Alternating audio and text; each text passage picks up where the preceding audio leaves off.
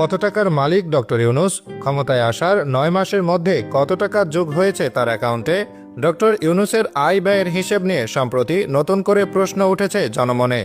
একসময় মাত্র $৩০০ বেতনে চাকরি করা ডক্টর ইউনূস সরকার প্রধান হয়ে সত্যিই কি সম্পদের পাহাড় গড়েছেন, নাকি টাকার কুমির হওয়ার সুযোগ থাকতেও বেছে নিয়েছেন সাদাসিধে জীবন?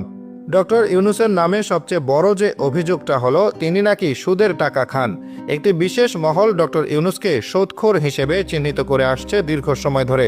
তবে এখন যে অবাক করার তথ্যটি আপনাদের সামনে তুলে ধরব তা অনেকে বিশ্বাস করতে চাইবেন না। একথা সত্য যে পদে বর্তমানে ডক্টর ইউনূস আছেন সেখানে বসে অনায়াসে কোটি কোটি টাকা লোপাট করা সম্ভব। যেখানে বিগত সরকারের সামান্য একজন পিয়ন ৬০০ কোটি টাকার মালিক হয়েছেন, সেখানে ডক্টর ইউনূস কলমের খোঁচা দিয়ে নিজের পকেট ভরতে পারতেন কারি কারি টাকায়। তবে প্রকৃত সত্য হচ্ছে যে ডক্টর ইউনূস সবার কাছে পরিচিত সুদের লেনদেনের কারণে সেই ডক্টর ইউনূসের সুদের কোনো ব্যবসা নেই। গ্রামীণ ব্যাংক তার প্রতিষ্ঠিত হলেও এই ব্যাংকে তার ১ টাকার মালিকানা নেই, শেয়ারও নেই, এমনকি অতীতেও কখনো ছিল না। এই ভিডিওটি শেখ হাসিনা দেখে থাকে তাহলে সেও শুনে অবাক হবেন যে যার নামে বছরের পর বছর এত অভিযোগ দিয়ে আসছে তার নামে কিনা গ্রামীণ ব্যাংকের কোনো মালিকানাই নেই। শুধু হাসিনাই নয়, অনেকের কাছে আশ্চর্যজনক মনে হতে পারে, কিন্তু এটাই বাস্তব। ডক্টর মোহাম্মদ ইউনূসের মাইক্রো ফাইন্যান্সের ধারণার মূল ভিত্তিই হচ্ছে এটা: এই ব্যবসায় কেউ মালিক হতে পারবে না, সম্পূর্ণ নন প্রফিট তথা অলাভজনক। এটাকে বলে সামাজিক ব্যবসা। নির্দিষ্ট কোনো মালিক নেই, জনগণই এর মালিক। বাইরে থেকে অনুদানের টাকা এনে গ্রামীণ ব্যাংক প্রতিষ্ঠা করেছিলেন ডক্টর মোহাম্মদ ইউনূস। নিজে প্রতিষ্ঠা করলেও প্রতিষ্ঠানে তার ১ পয়সার মালিকানাও রাখেননি, বরং এর ২৫% মালিকানা সরকারের, বাকি মালিকানা গরিব মানুষের।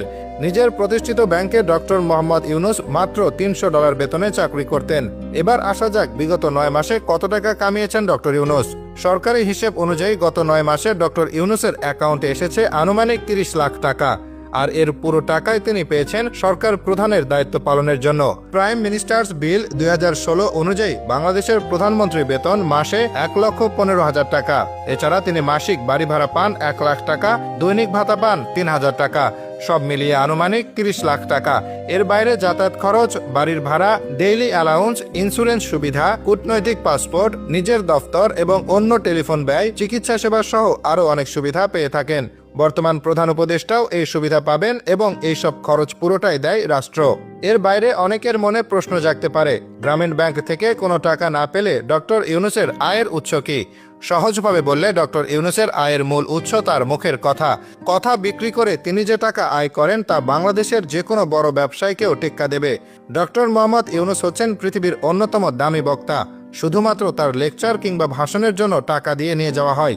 ওনার বক্তব্য শোনার জন্য খরচ করতে হয় $৭৫,০০০ থেকে $১ লাখ মতো, কখনো আরও বেশি। বিশ্বের নামি দামি প্রতিষ্ঠানগুলো তাকে নিয়ে যান তার বক্তব্য শুনতে। তাকে বিভিন্ন অনুষ্ঠানের পরিকল্পনার জন্য ডাকা হয়।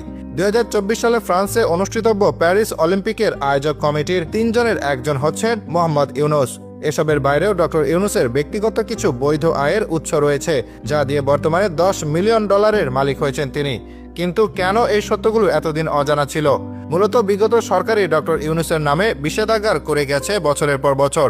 তার নামে মিথ্যা মামলা আর অপপ্রচার চালিয়ে নতুন প্রজন্মের কাছে ভিলেন বানিয়ে রাখা হয়েছে।